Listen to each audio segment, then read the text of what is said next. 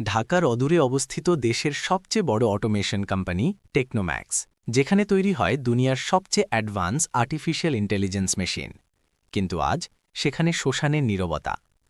গত 10 দিন ধরে থমকে আছে 100 কোটির মেগা প্রজেক্ট। বিশ্বের নামদামি ইঞ্জিনিয়াররা কপালে হাত দিয়ে বসে আছেন। কেন বন্ধ হল এই দৈত্যাকার রোবটিক মেশিন, কেউ জানে না। প্রতিদিন লোকসান হচ্ছে কোটি কোটি টাকা।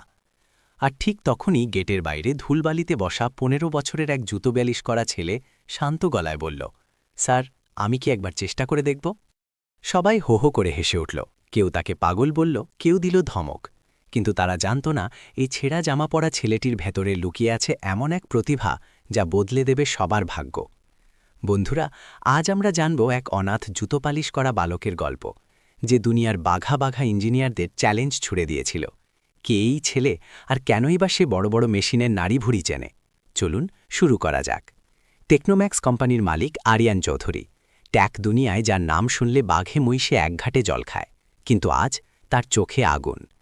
মিটিং রুমে তিনি টেবিল চাপড়ে চিৎকার করে বললেন, 10 দিন হয়ে গেল, আর আপনারা বলছেন সমস্যা খুঁজে পাচ্ছেন না। আমার কয়েকশো কোটি টাকার অর্ডার বাতিল হয়ে যাচ্ছে। ইঞ্জিনিয়াররা কাঁপছে। চিফ ইঞ্জিনিয়ার আমান সাহেব ঘাম মুছতে মুছতে বললেন, স্যার, আমরা সেন্সর, কোডিং, হার্ডওয়্যার সব চেক করেছি। আমেরিকা থেকে অনলাইন সাপোর্ট নিয়েছি, কিন্তু মেশিন কেন স্টার্ট নিচ্ছে না তা বোঝা অসম্ভব।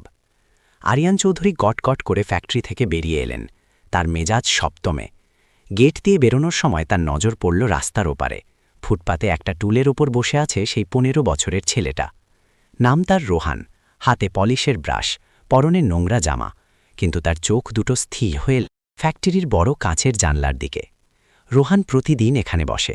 লোকে ভাবে সে ভিখারি বা জুতো পালিশওয়ালা, কিন্তু কেউ জানে না তার রাতগুলো কাটে এক অন্ধকার গ্যারেজে।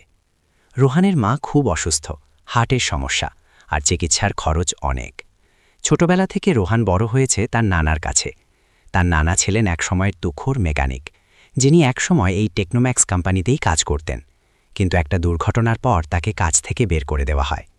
নানা তাকে ছোটবেলা থেকেই শিখিয়েছেন, মেশিন শুধু লোহা নয় রোহান, মেশিন কথা বলে, ওকে অনুভব করতে শিখবি। রোহান রাতে তার নানার পুরনো গ্যারেজে ভাঙা ফ্যান, রেডিও আর জেনারেটর ঠিক করতে করতে বড় হয়েছে। সে জানত না, যে কোম্পানির সামনে সে জুতো পালিশ করছে, সেই কোম্পানির মালিক আরিয়ান চৌধুরী আসলে তার রক্তেরই একজন। হ্যাঁ বন্ধুরা, রোহান জানত না যে আরিয়ান চৌধুরী তার বাবা, যে তার মাকে 12 বছর আগে এক ভুল বোঝাবুঝির কারণে ছেড়ে চলে গিয়েছিল। ফ্যাক্টরির ভেতরে হুলুস্থুল, রোবোটিক আর্মগুলো নড়ছে না। রোহান গেটের আড়াল থেকে সব দেখছিল। সে নিজের মনেই বিড়বিড় করে বলল, ওরা ভুল জায়গায় খুঁজছে। সমস্যা তো মেন বোর্ডে নয়, সমস্যা তো প্রেশার বাড়বে। হঠাৎ এক গার্ড তাকে ধাক্কা দিয়ে ফেলে দিল। এই ঝগড়া, এখানে কি উঁকি ঝুঁকি মারছিস? পালা এখান থেকে। রোহান পড়ে গেল। তার পলিশের কৌটো ছড়িয়ে পড়ল রাস্তায়। ঠিক সেই মুহূর্তে আরিয়ান চৌধুরীর গাড়ি সেখান দিয়ে যাচ্ছিল। তিনি কাঁচ নামিয়ে ছেলেটার দিকে তাকালেন। রোহানের চোখের ওই দীপ্তি আর জেদ আরিয়ানকে থমকে দিল। কেন জানি না, এই অপরিচিত ছেলেটার মধ্যে তিনি নিজের ছোটবেলা দেখতে পেলেন। তিনি গাড়ি থেকে নেমে রোহানের কাছে গেলেন। তুমি কি বললে একটু আগে? রোহান উঠে দাঁড়িয়ে ধুলো ঝেড়ে বলল, স্যার, 5 মিনিট সময় দিলে আমি মেশিনটা চালু করে দিতে পারি। চারপাশে হাসির রোল পড়ে গেল।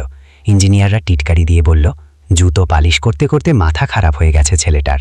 কিন্তু আরিয়ান চৌধুরী গম্ভীর গলায় বললেন, ওকে ভেতরে নিয়ে চলো, আমি দেখতে চাই ও কি করে। রোহান প্রথমবার সেই বিশাল ল্যাবে ঢুকল।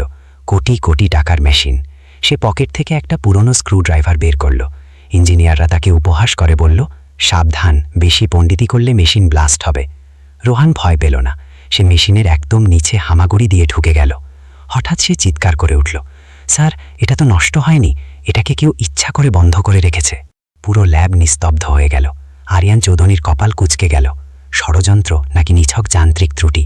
রোহান কি পারবে এই অসাধ্য সাধন করতে, নাকি সে কোনো বিপদে পড়বে? আর এই রহস্যময় বালকের সাথে আরিয়ান চৌধুরীর রক্তের সম্পর্ক কি?